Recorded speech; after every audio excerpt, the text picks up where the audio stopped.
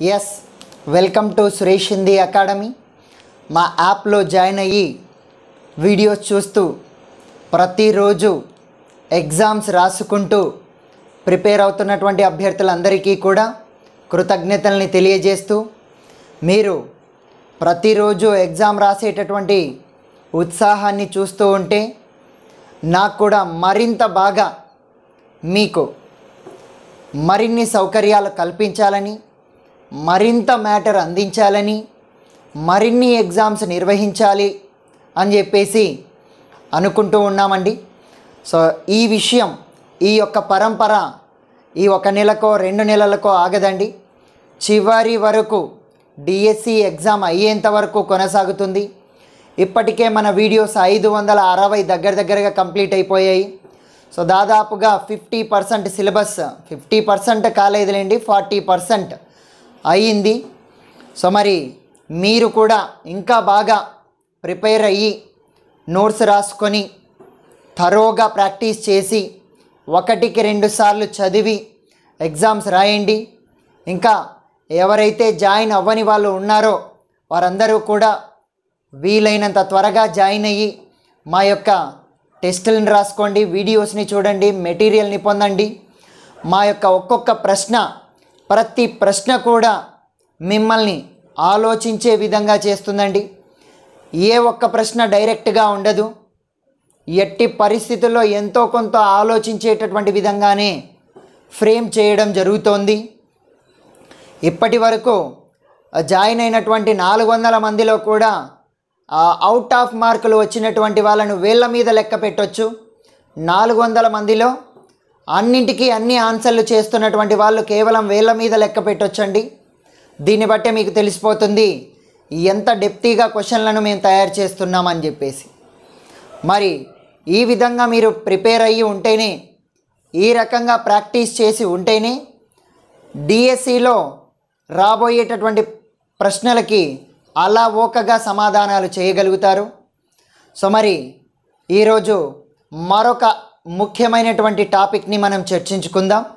సైకాలజీలో 8 నుండి 10 మార్కులు కేటాయించబడే అభ్యసనము అవగాహన అనేటటువంటి టాపిక్. అధిగమ్ అవబోధ్, లర్నింగ్ అండర్స్టాండింగ్ అనేటటువంటి మనకి ఒక యూనిటే ఉందండి. సో దానికి సంబంధించినటువంటి వివరాలను మనం చూద్దాం. సో మరి అధిగమ్ అవబోధ్,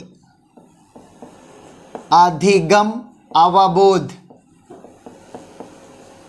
అభ్యసనము అవగాహన, లర్నింగ్ కాంప్రిహెన్షన్ అనేటటువంటి పేరుతో ఇచ్చాడండి.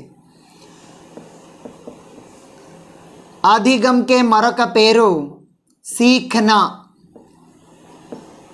సీఖ్నా నేర్చుకోవడం. సో మరి దీన్ని ఇంగ్లీష్లో లర్నింగ్ అని అంటారండి. మరి ఈ యూనిట్ని 2వ యూనిట్గా కేటాయించడం జరిగింది. సిలబస్ ప్రకారంగా ఇది 2వ యూనిట్. దీనికి 8 నుండి 10 మార్కులు వచ్చే అవకాశం ఉందండి. 8 నుండి 10 మార్కులు వచ్చేటటువంటి అవకాశం. సో మరి ఆ రకంగా బిట్లైనా అన్నే వస్తాయి, మార్కులైనా అన్నే ఉంటాయి. ఎందుకంటే టెట్లో 1 బిట్కి 1 మార్కు కదండి. సో అందుకు మరి ఈ యొక్క మొదటి లెసన్, ఈ యూనిట్లో మొదటి లెసన్ ఏముందంటే అధిగమ్కి ప్రకృతి అండి. మొదటి లెసన్ ఏంటంటే అధిగమ్కి ప్రకృతి,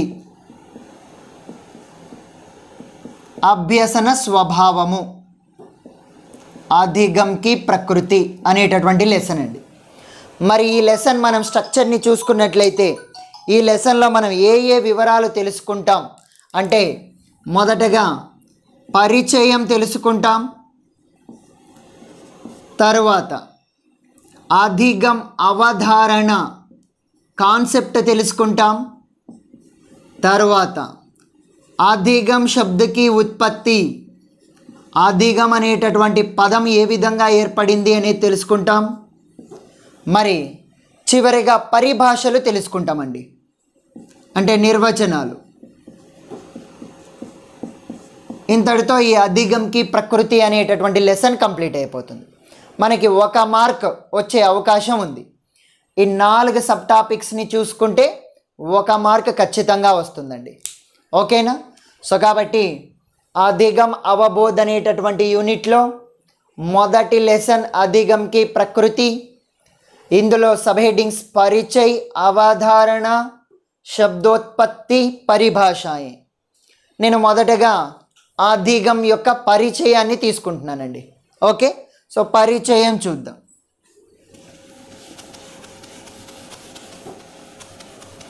అధిగం కా పరిచయ్.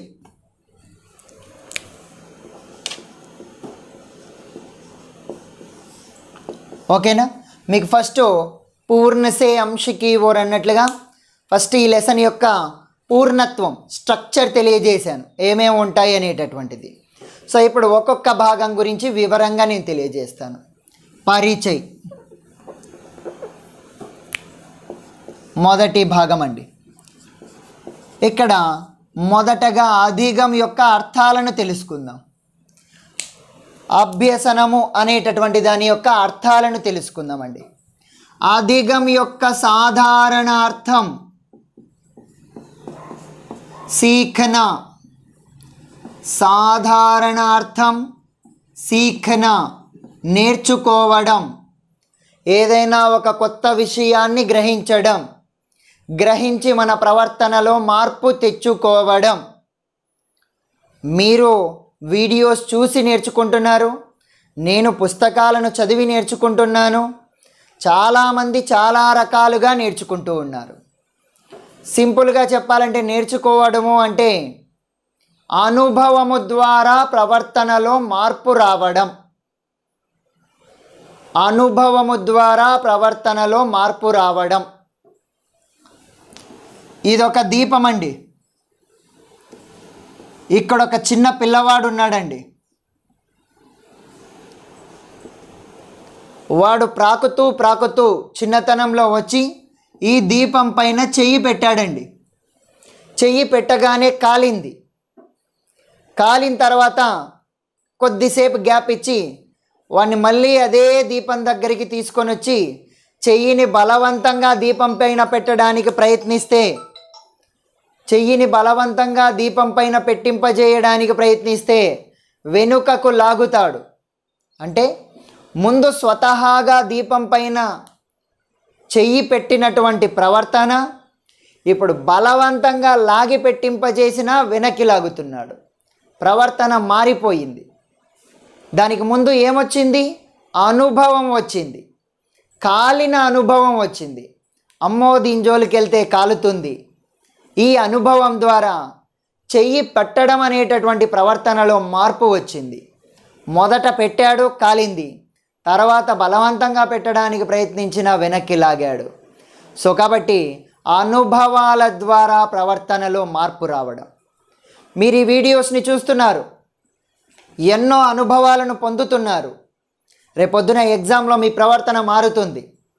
అప్పుడు తప్పుగా పెట్టినటువంటి బిట్టు ఆ ఎగ్జామ్లో కరెక్ట్గా పెడతారు. ఒకప్పుడు తప్పు చేసినటువంటి ఆన్సర్ ఎగ్జామ్లో కరెక్ట్గా చేస్తారు. అంటే ప్రవర్తన మారినట్లే లెక్క.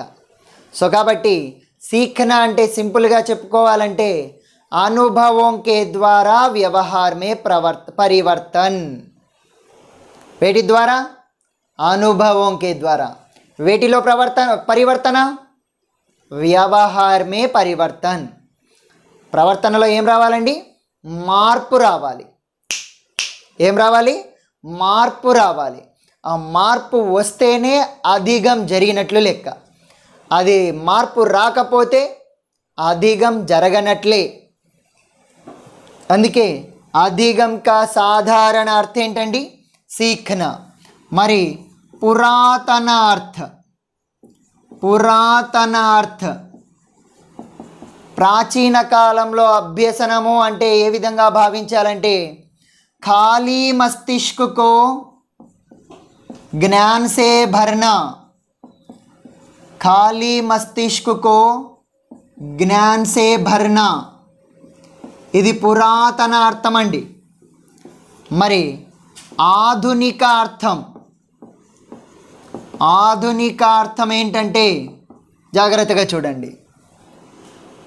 पिछले ना रहने वाले अनुभवों के द्वारा, पिछले ना रहने वाले अनुभवों के द्वारा, पिछले ना रहने वाले अनुभवों के द्वारा व्यवहार में परिवर्तन, व्यवहार में परिवर्तन, గతంలో లేని అనుభవం ద్వారా ప్రస్తుత ప్రవర్తనలో మార్పు తెచ్చుకోవడం. గతంలో ఆ అనుభవం ఉండదు, చెయ్యి పెట్టేటటువంటి అనుభవం అంతకుముందు లేదు పిల్లవానికి. ఫస్ట్ టైం చేయి పెట్టాడు, కాలింది, అప్పుడు కొత్త అనుభవాన్ని పొందాడు. ఆ అనుభవం ద్వారా చెయ్యిని బలవంతంగా పెట్టినా సరే వెనక్కి లాగుతున్నాడు. అందుకే పిछले ना रहने वाले अनुभवों द्वारा व्यवहार में परिवर्तन, ఇది ఆధునిక అర్థం అండి. ఇప్పుడు మనోవైజ్ఞానిక అర్థం చూద్దాం. సైకలాజికల్గా అధిగం అంటే ఏంటి అనేటటువంటిది. మనోవైజ్ఞానిక అర్థం, మనోవైజ్ఞానిక అర్థాలు 3 ఉన్నాయండి. ఎన్ని? 3 ఉన్నాయి. 1 కాదు, 2 కాదు, 3 ఉన్నాయండి. ఒక్కొక్కటి చూద్దాం. మొదటి మనోవైజ్ఞానిక అర్థం, अनुभव अभ्यास प्रशिक्षण के द्वारा. वेटी वेटी द्वारा? अनुभव अभ्यास प्रशिक्षण के द्वारा, अनुभव अभ्यास प्रशिक्षण के द्वारा व्यवहार में होने वाले अपेक्षाकृत स्थायी परिवर्तन, व्यवहार में होने वाले अपेक्षाकृत स्थायी परिवर्तन, स्थायी परिवर्तन. ఇక్కడ 3 పదాలు ఇంపార్టెంట్ పదాలు ఉన్నాయండి. మొదటిది అనుభవం, రెండోది అభ్యాస్, మూడవది ప్రశిక్షణ. ఈ మూడింటిలో దేని ద్వారా అయినా సరే వ్యక్తి ప్రవర్తనలో మార్పు వచ్చినట్లయితే ఆ మార్పు కూడా శాశ్వత మార్పు అయి ఉండాలి, అల్పకాలిక మార్పు అయి ఉండరాదు. ఆ శాశ్వత మార్పుని అధిగం అంటారు. అనుభవం ద్వారా, అభ్యాస్ ద్వారా, ప్రశిక్షణ ద్వారా. అనుభవము అంటే ఏంటండి? జ్ఞానేంద్రియాల ద్వారా పొందిన అభిప్రాయాలను అనుభవాలు అంటారు. చెయ్యి పట్టినప్పుడు, అగ్ని పట్టుకున్నప్పుడు కాలడం అన్న కాన్సెప్ట్ వస్తుంది కదా, అదొక అనుభవం. మంచు ముక్కను పట్టుకున్నప్పుడు చల్లగా అనిపిస్తుంది కదా, అదొక అనుభవం. మరి మామిడి పండును రుచి చూసినప్పుడు తీయగా అదొక అభిప్రాయం కలుగుతుంది కదా, అదొక అనుభవం. మరి సంగీతం విన్నప్పుడు మనసు ప్రశాంతంగా అనిపిస్తుంది కదా, అదొక అనుభవం. ఆ అనుభవాలు విన్నప్పుడు, చూసినప్పుడు, కలిగినప్పుడు వెంటనే వ్యక్తి ప్రవర్తనలో ఒక శాశ్వతమైనటువంటి మార్పు కలుగుతుంది. దాన్నే అధిగం అంటారు. ఏమంటారండి? అధిగం అంటారు. అదేవిధంగా అభ్యాస్, ఒక పనిని మరలా మరలా మరలా మరలా చేయడాన్నే ఏమంటామండి? అభ్యాస్ అంటాం. ఒక పనిని ఎక్కువ సార్లు చేయడం వల్ల వ్యక్తి ప్రవర్తనలో మార్పు రావడాన్ని అధిగం అంటారు. ఉదాహరణకి సంగీతం చూద్దామండి. రోజు ప్రాక్టీస్ చేస్తూనే ఉంటాం. ఆ గమకాలను, శృతి, లయలను రోజు ప్రాక్టీస్ చేసి చేసి ఒక 3-4 సంవత్సరాల కల్లా సంగీతంలో మనం శాస్త్రవేత్తలను, పండితులను అయిపోతాం. శాస్త్రవేత్తలం, పండితులం అయిపోతాం. అప్పటి నుండి ఇంకా బాగా పాడుతూ ఉంటాం, అందరికీ నచ్చే విధంగా పాడుతూ ఉంటాం. ఆ రకంగా మన ప్రవర్తన మారిపోతుంది. చిన్న రాగం పాడినా అద్భుతంగా అనిపిస్తుంది. మన ప్రవర్తనలో తేడా వచ్చేస్తుంది. సో అది దేనివల్ల వచ్చినటువంటి తేడా? అభ్యాస్ వల్ల వచ్చినటువంటి తేడా. సో కాబట్టి జ్ఞానేంద్రియాల ద్వారా పొందిన అభిప్రాయాలను అనుభవాలంటారు. అనుభవాల ద్వారా వ్యవహార్ అంటే ప్రవర్తన అంటే బిహేవియర్. సో బిహేవియర్లో స్థిరమైనటువంటి మార్పు, ఇంకెప్పటికీ మరచిపోలేనటువంటి మార్పు రావడాన్ని అధిగం అంటాం. అదేవిధంగా ఒక పనిని మళ్ళీ మళ్ళీ చేయడాన్ని అభ్యాస అంటాము. ఈ అభ్యాసం ద్వారా కూడా ప్రవర్తనలో మార్పు రావడాన్ని అధిగమే అంటారు. ఇక చివరిది ప్రశిక్షణ అండి, ట్రైనింగ్. దేన్ని ట్రైనింగ్ అంటారు? ఎస్, ఒక నిష్ణాతుడైనటువంటి వ్యక్తి మార్గదర్శకత్వంలో చేసేటటువంటి పనిని, ఆ పని కూడా ఒక్కసారి కాదు అనేక సార్లు చేసి అందులో నైపుణ్యం సాధించడాన్నే ప్రశిక్షణ అంటారు. ఒక నిష్ణాతుడైనటువంటి వ్యక్తి మార్గదర్శకత్వంలో ఒక పనిని మళ్ళీ మళ్ళీ చేసి అందులో నైపుణ్యం సాధించడాన్నే ప్రశిక్షణ అంటారు, ట్రైనింగ్ అంటారు. పోలీస్ ట్రైనింగ్ అంటారు. అంటే ఏంటండి?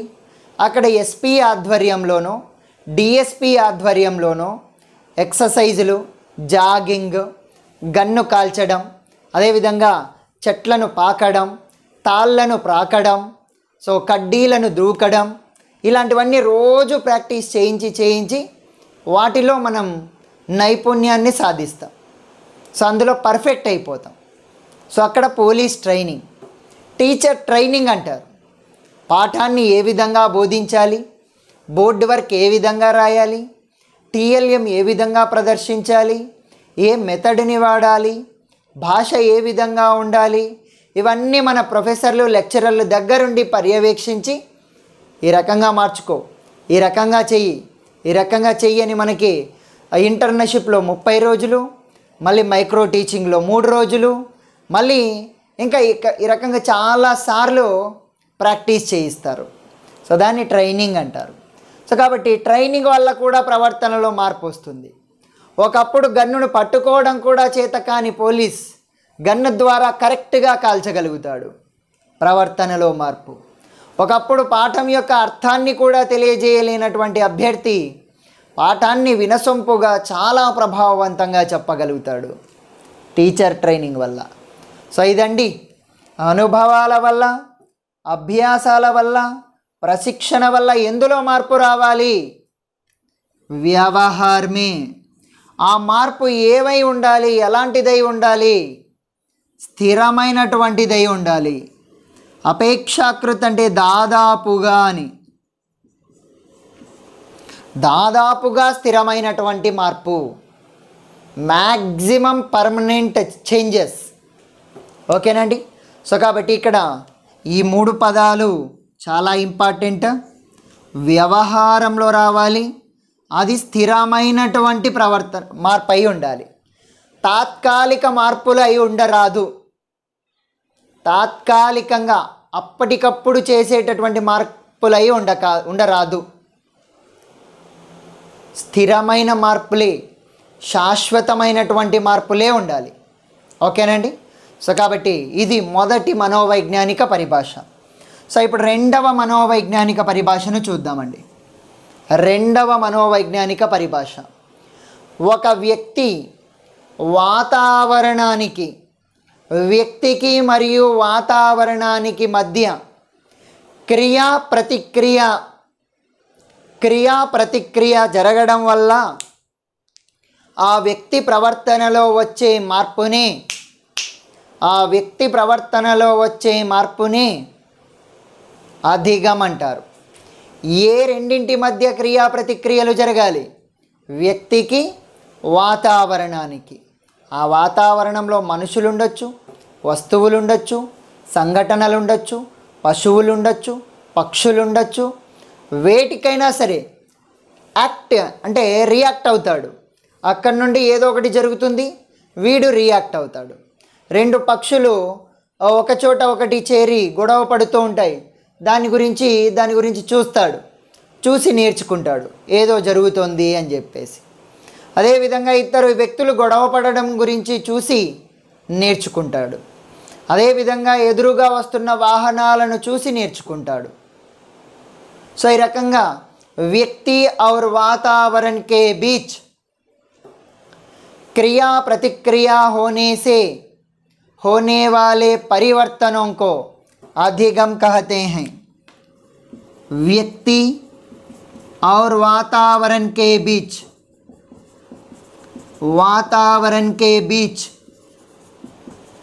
क्रिया प्रतिक्रिया होने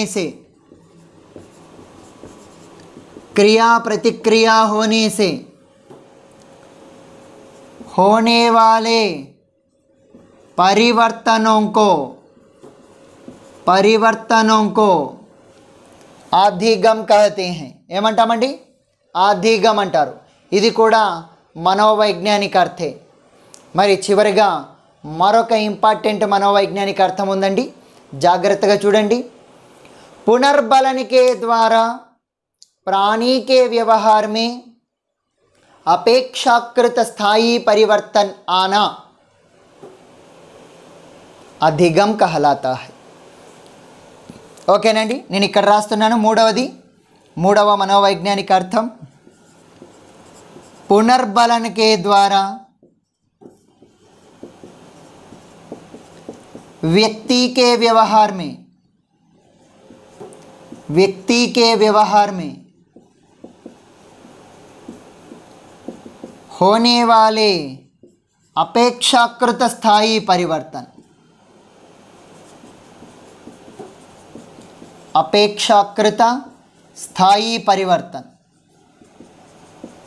अधिगम कहलाते हैं. మరి ఈ అర్థంలో కూడా పునర్బలన్ అనేటటువంటి ఒక పాయింట్, వ్యవహార్ మే అనే ఒక పాయింట్, అపేక్షాకృత స్థాయి పరివర్తన అనే మరొక పాయింట్ ఉన్నాయి. పునర్బలనాలు అంటే ఒక పనిని మళ్ళీ చేయడానికి అందించబడేటటువంటి ప్రోత్సాహకాలనే పునర్బలనాలు అంటారు. ఉదాహరణకి ప్రశంసలు, పొగడ్తలు, గిఫ్టులు, ప్రైజులు, భుజం తట్టడాలు, చప్పట్లు కొట్టడాలు, ఇవన్నీ కూడా దేని కిందికి వస్తాయంటే పునర్బలనం కిందికి వస్తాయండి. శాలరీలు, జీతాలు. సో ఈ రకంగా పునర్బలనాల వల్ల చప్పట్లు, ప్రశంసలు మరియు శాలరీలు, డబ్బు లాభాలు, వీటి ద్వారా వ్యక్తి ప్రవర్తనలో స్థిరమైనటువంటి మార్పు. చప్పట్లు కొట్టామనుకోండి, ఒక మంచి పని చేసినప్పుడు దాన్ని మళ్ళీ చేస్తూనే ఉంటాడు. అదే రకమైనటువంటి ప్రవర్తనకు అలవాటు పడిపోతాడు. సో ఈ రకంగా పునర్బలనాల ద్వారా ప్రవర్తనలో స్థిరమైనటువంటి మార్పు రావడాన్ని కూడా ఏమంటామంటే అధిగం అంటాం. ఏమంటామండి? అధిగం అంటాం. సో ఇవండి మనోవైజ్ఞానిక అర్థాలు. ఒక్కసారి చూసుకుందాం మొదటి దగ్గర నుండి. సో ఇది అధిగం అవబోధ్ అనే యూనిట్ నుండి తీసుకున్నాం. అధిగంకి మరొక పేరు సీక్నా, ఇంగ్లీష్లో లెర్నింగ్. 8 నుండి 10 బిట్లు వచ్చే అవకాశం ఉంది. ఇందులో మొదటి పాఠము అధిగంకి ప్రకృతి. ఇందులో పరిచయము, అవధారణ, శబ్దోత్పత్తి, పరిభాష అనేటటువంటి 4 సబ్ అంశాలు ఉన్నాయి. అందులో మొదటగా పరిచయం తీసుకుంటున్నాను. అధిగం యొక్క సాధారణ అర్థమైతే సీఖనా, పురాతన అర్థమైతే ఖాళీ మస్తిష్కాన్ని నింపడము. దేనితో నింపాలి? జ్ఞాన్ సే భరనా. ఆధునిక అర్థమైతే पिछले ना रहने वाले अनुभवों के द्वारा व्यवहार में परिवर्तन. మరి మనోవైజ్ఞానిక అర్థాలు 3 ఉన్నాయి. अनुभव, अभ्यास, प्रशिक्षण के द्वारा व्यवहार में स्थायी परिवर्तन, तात्कालिक परिवर्तन. స్థాయి పరివర్తన్ రెండవది. ఏ రెండింటి మధ్య క్రియా ప్రతిక్రియ జరగాలి? వ్యక్తి और वातावरण के बीच. ఆ రకంగా జరగడం వల్ల వ్యక్తి ప్రవర్తనలో వచ్చే మార్పుని ఏమంటాము? అధిగం అంటాం. ఇది వ్యక్తి, వీడు వ్యక్తి, ఇది వాతావరణం. వీడు క్రియ చేశాడు అంటే చెయ్యి పెట్టాడు, ఇది ప్రతిక్రియ చేసింది అంటే కాలింది. అప్పుడు వీడు చెయ్యి బలవంతంగా పెట్టడానికి ప్రయత్నించినా వెనక్కి లాగేశాడు. సో క్రియా ప్రతిక్రియ సే వ్యవహారంలో పరివర్తన మార్పు వచ్చిందండి. దీన్ని ఏమంటామంటే ఎస్ అధిగం అంటారు. నెక్స్ట్ మూడోది, పునర్బలనాల ద్వారా వ్యక్తి వ్యవహారంలో అపేక్షాకృత స్థాయి పరివర్తన అధిగం. ఓకేనండి. సో కాబట్టి ఇది ఇప్పటి వరకు ఉన్నటువంటి కాన్సెప్ట్ అని మాత్రం మనం చూసామండి. వేటిని చూసాము? కాన్సెప్ట్. మరి ఈ మూడు అర్థాల్లో 1, 2, 3, 4 ఈ 4 అర్థాల్లో కామన్గా ఉన్నటువంటి ఏకైక ప్రధాన అతి ముఖ్యమైన పదం ఏంటంటే పరివర్తన్. ఏంటండి? పరివర్తన్. ఇక్కడ ఉంది, ఇక్కడ ఉంది, ఇక్కడ ఉంది మరియు ఇక్కడ ఉంది. అన్నింటిలో కామన్గా ఉన్నటువంటి అంశం परिवर्तन. इन सभी अर्थों में समान रूप से महत्व दी गई बात है परिवर्तन. रायालंडी. इन सभी अर्थों में समान रूप से महत्व दी गई बात है परिवर्तन. महत्वपूर्ण बात వీటన్నింటిలో కూడా ఏంటండి? పరివర్తన్. అన్నింటి తర్వాత కింద బాక్స్లో రాసుకోండి. మరి ఈ మార్పునికి, ఈ పరివర్తనకి సంబంధించి మనకు 5 బిట్లు ఉన్నాయండి. అన్నీ కన్ఫ్యూజ్ చేసేటటువంటి బిట్లు, అన్నీ ఒకేలాగా అనిపించేటటువంటి బిట్లు. సో మరి వాటిని మనం పరివర్తన రకాలుగా గుర్తించుకుందాం. ఏ परिवर्तन के प्रकार 5 है. परिवर्तन के प्रकार 5 है. అవి రాసుకుందామండి. ఓకేనండి. సో మరి परिवर्तन के प्रकार, परिवर्तन के प्रकार 5 है. ఈ 5ంటికి 5 డిఫరెంట్ ఆన్సర్లు వస్తాయండి. జాగ్రత్తగా చూడండి. మొదటిది, ఒక వ్యక్తి యొక్క పరిమాణంలో, సైజులో, పుట్టినప్పుడు ఇంతే ఉంటాడు, తర్వాత కొన్ని రోజులకింత, తర్వాత కొన్ని రోజులకింత, తర్వాత కొన్ని రోజులకి మెల్లమెల్లగా ఇంత ఏజ్కి వస్తాడండి, ఇంత ఆకారానికి వస్తాడు, ఇంత పరిమాణానికి వస్తాడు. సో కాబట్టి పరిమాణములో మార్పు రావడాన్ని లేదా ఆకారములో వచ్చినటువంటి మార్పుని ఏమంటామంటే అభివృద్ధి అంటారు. परिमाणात्मक परिवर्तन, దీన్ని आकार में परिवर्तन, आकार में परिवर्तन ఏమంటామంటే అభివృద్ధి అంటామండి. అభివృద్ధి అంటాం. ఓకేనా. మరి పరిమాణంలో కాకుండా గుణాలలో మార్పు రావడం, ఆలోచనల్లో మార్పు రావడం, నైతిక విలువల్లో మార్పు రావడం, ఉద్వేగాల్లో మార్పు రావడం, క్వాలిటీలో మార్పు రావడం. సో ఈ రకంగా గుణాలలో, అతని ఆంతరంగిక గుణాలలో, శరీర ఆకారంలో కాదండి, ఆంతరంగిక గుణాలలో మార్పు రావడం, అతని పనులలో మార్పు రావడం. సో గుణాత్మక పరివర్తన్, దీన్ని క్రియాత్మక పరివర్తన అని కూడా అంటారండి. గుణాత్మక పరివర్తన్ లేదా క్రియాత్మక పరివర్తన్ని ఏమంటామంటే వికాస్ అంటామండి. డెవలప్మెంట్. పైది గ్రోత్, ఇది డెవలప్మెంట్. డెవలప్మెంట్. ఓకేనండి. నెక్స్ట్ మూడవది గణాత్మక పరివర్తన. గుణాత్మక కాదండి, గణాత్మక పరివర్తన. గణాత్మక అంటే గణించదగిన, లెక్కించదగిన, కొలవదగిన, తూచదగిన. సో కాబట్టి గుణాత్మక వేరు, గణాత్మక వేరు. గుణాత్మక పరివర్తన అయితే వికాస్, ఇది గణాత్మక పరివర్తన. దీనికి కొమ్ము ఉండకూడదండి. గణాత్మక పరివర్తన లేదా మాపనీయ పరివర్తన్, కొలవదగిన మార్పులను, వీటిని కూడా ఏమంటామంటే అభివృద్ధి అంటారు. అభివృద్ధి అంటారండి. ఓకేనా.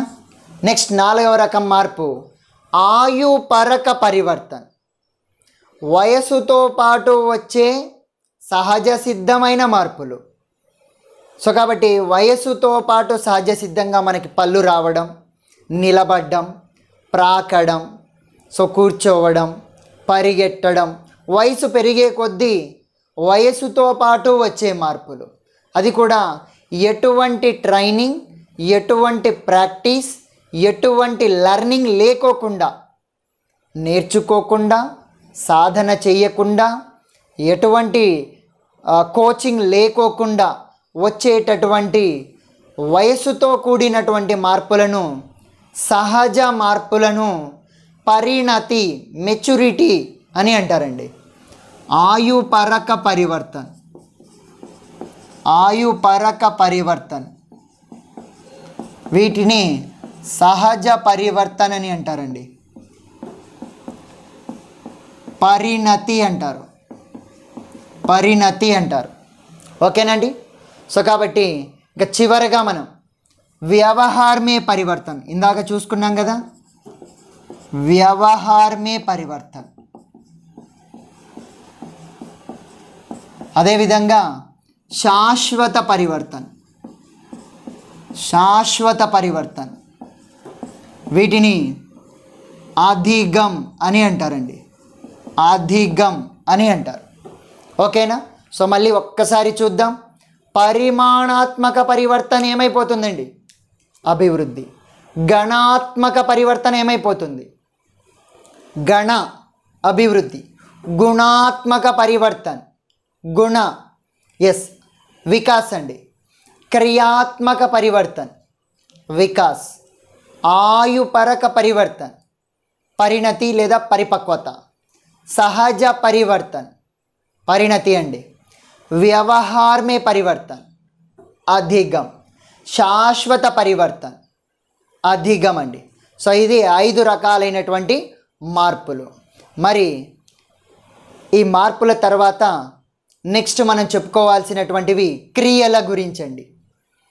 ఈ ప్రపంచంలోని ప్రతి ప్రాణి కూడా 2 రకాలైనటువంటి క్రియలని చేస్తుందండి.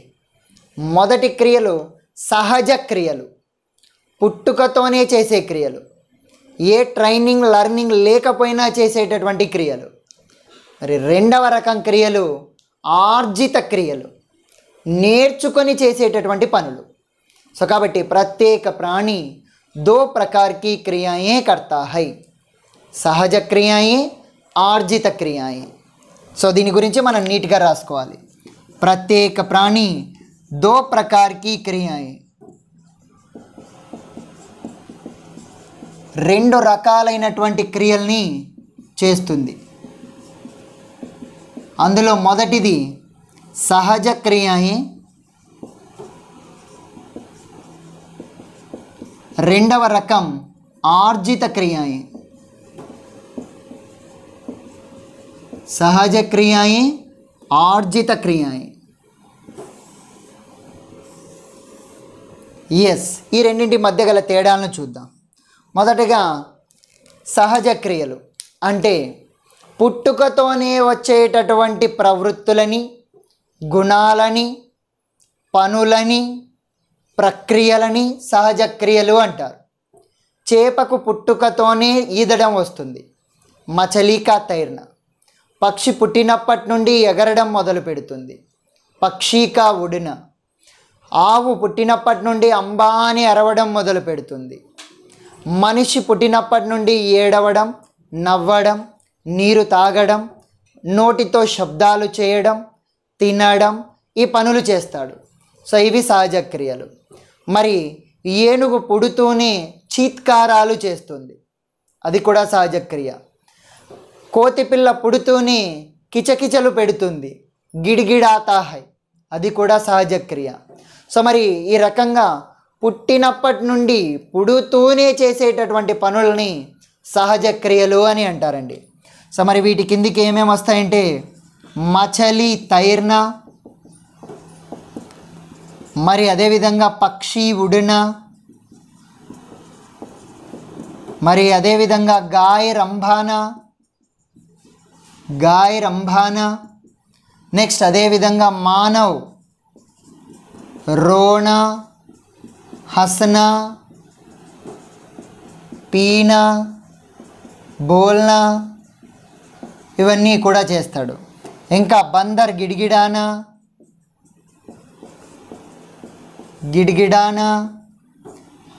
హాతీ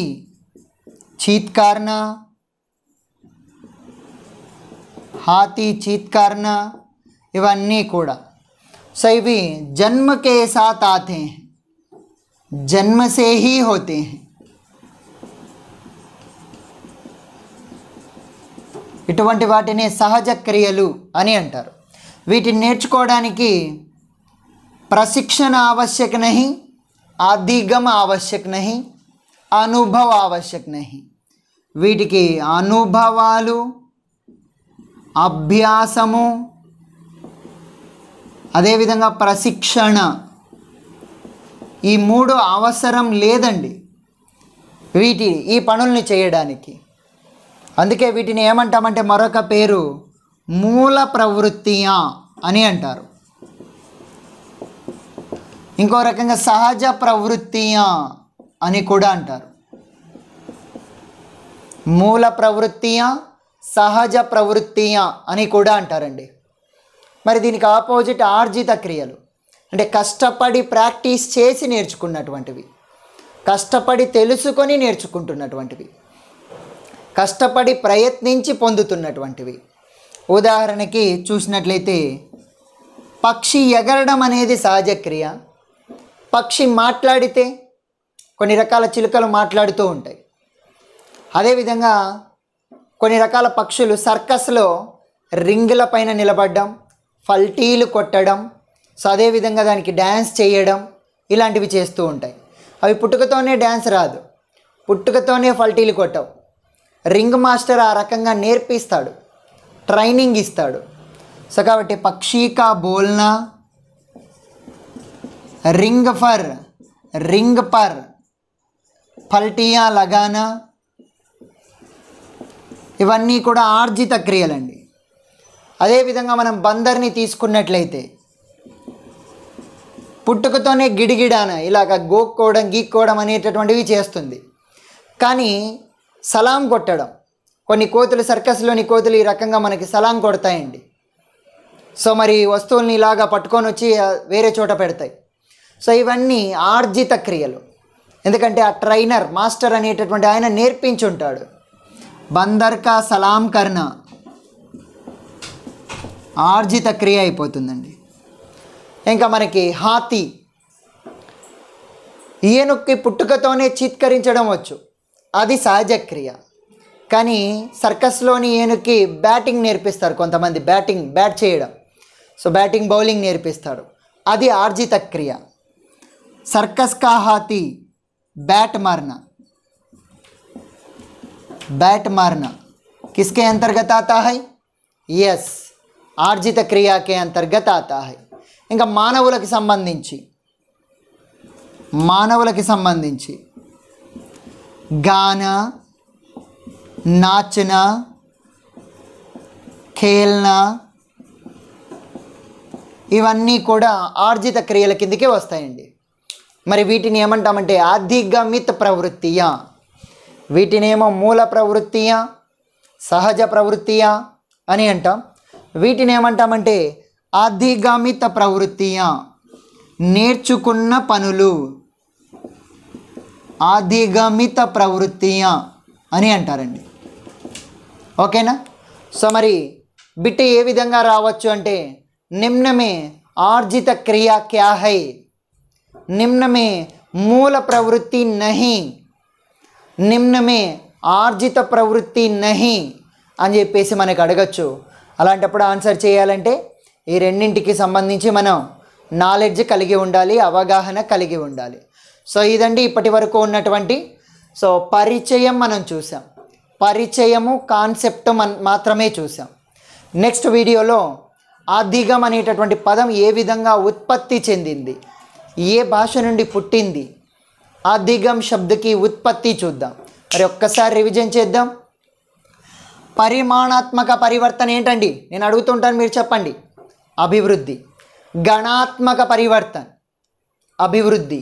గుణాత్మక పరివర్తన అభివృద్ధి. క్రియాత్మక ఓకే, గుణాత్మక అయితే వికాస్ అండి.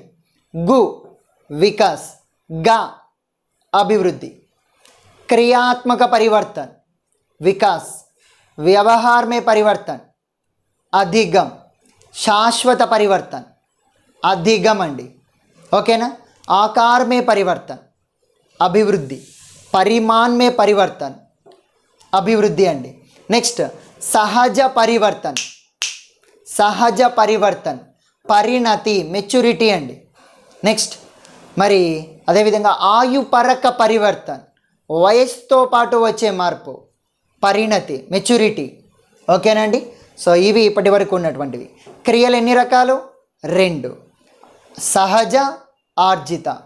పుట్టుకతోనే వస్తే సహజ, కష్టపడి నేర్చుకుంటే ఆర్జిత, ఎటువంటి ప్రయత్నం లేకోకుండా వచ్చేస్తే సహజ, ప్రయత్నించి ప్రాక్టీస్ చేసి నేర్చుకుంటే ఆర్జిత క్రియ. ఓకేనండి. సో ఇంతవరకు ఉన్నటువంటివి చూసాం. నెక్స్ట్ అధిగమ్ శబ్దకి ఉత్పత్తి తర్వాత వీడియోలో చూద్దాం.